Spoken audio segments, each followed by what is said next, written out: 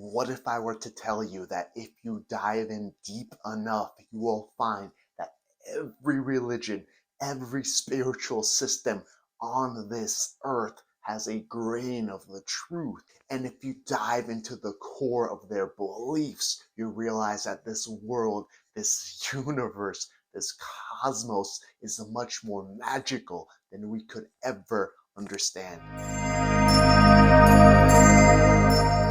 Hello, my friends. It is so good to be back with you here again at Thrive Ada, your home for everything mind, body, spirit, so we can live our most inspirational and empowering lives. And we've got a fun one today. So the question is, with every ancient site that pops up being a temple and many beliefs from all over the world on different continents, on different corners overlapping, were they onto something?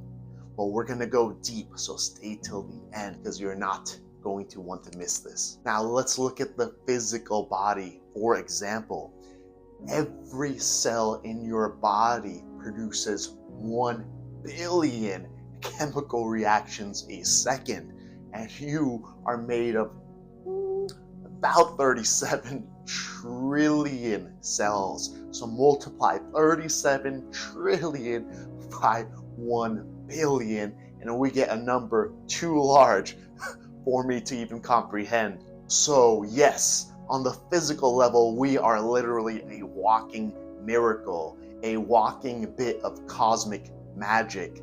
But it does not end there, my friends, because what you might perceive as this hard shell of a body is nothing more than energy, photons, light, vibrating so quickly that we perceive us as a solid mass, when yet even the Tibetans of the ancient days knew that we are actually pure energy. So if you never really thought about that, right off the bat, we are walking magic. But let's go a little bit deeper. How is it that a girl from the mountains of the Caucasus, my homeland more or less, how is it that she serves the same functions as being a medicine woman, perhaps what some refer to as shaman, or a actual shaman from Central Asia, where that term actually comes from, having the same function as this girl from the Caucasus Mountains,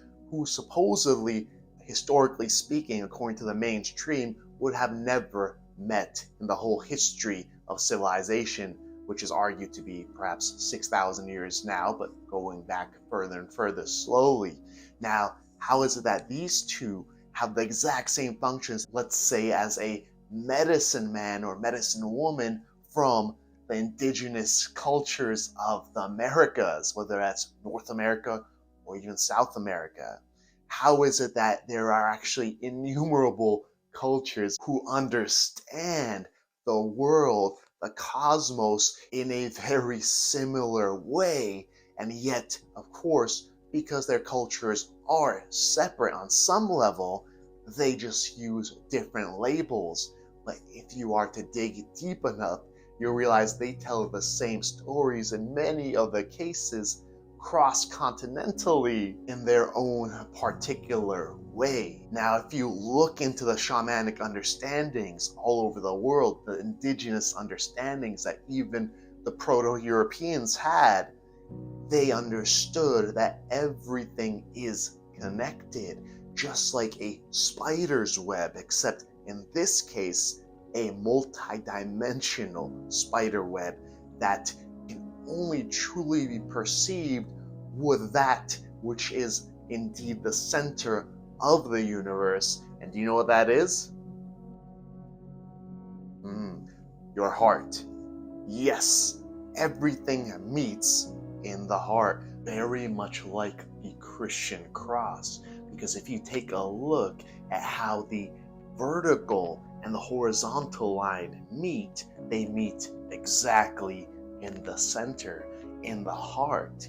And the horizontal line in this case represents the material plane, or if you take a look at how most animal spines tend to be somewhat horizontal, and they are more concerned about the material world and survival, whereas the human who is reaching towards the heavens with that vertical upright spine, both physically and metaphorically, is on a journey back towards the creator, as if the creator created a clone or a cell that now divides into two and is looking back upon itself. You start to get an image of just what some of the symbolism truly means. Now that is on the metaphoric or philosophical level, but now let's go to something a bit more tangible, a bit more physical. In about 1991, they found that 40,000 sensory neurites exist in the heart.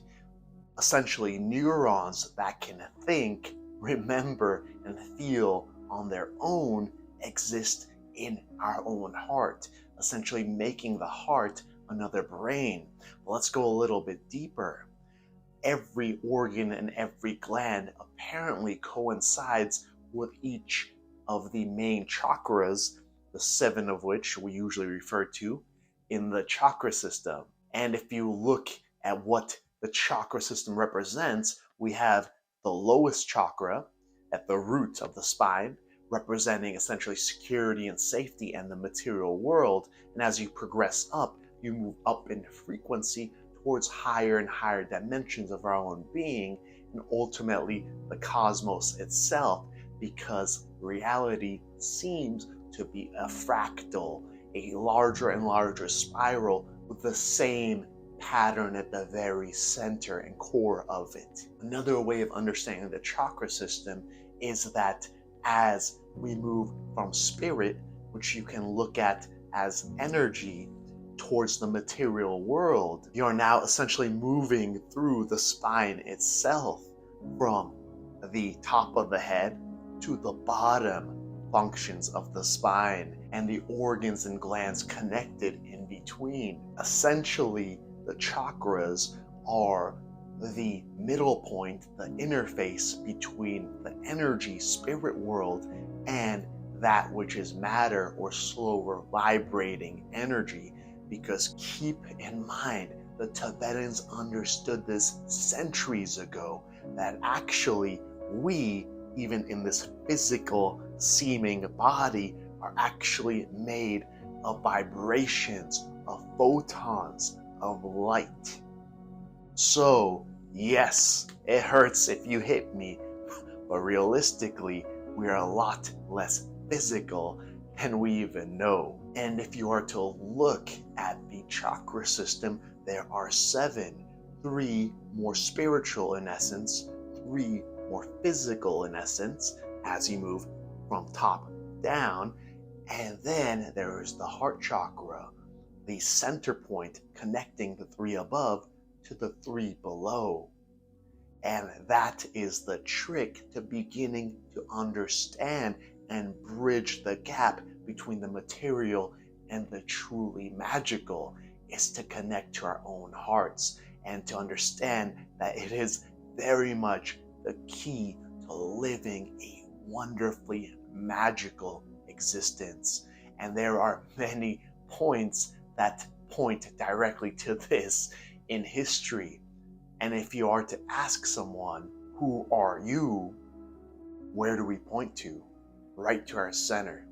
Because it is through connecting to the center of our own universe that we start to pull the true essence of who we really are from the point of origin, being source, to the material world. In fact, it is through connecting with our own hearts that we begin to bring our unique gift to the world, which is the reason that diversity, whether that is of people or of thoughts and ideas, is so important, because every single person has a unique scope, a unique angle on the sphere of truth. And when we come together, it is like bringing the colors of the full rainbow together. With each color in their right place, now we have something extra beautiful. And hence, I urge each of you, I hope to inspire each of you to connect to your own hearts, to your own purpose, to your own ultimate divinity, because what you can bring into the world at that point is worth its weight in gold. And let me tell you, it will be heavy, it will be magnetic, it will be gorgeous. And I am, once again, only here to help point the way. Your own heart will do the rest. And if you'd like to be able to access your heart and your intuition a little bit better, check out my video down below. And I also recorded a few different meditations, one of which I will also link, that may help you find that quietness, that centeredness, to really begin to perceive your own heart and your own unique purpose here on earth. I cannot wait to see what you will bring. Until the next time, my friends, infinite love. I will see you soon.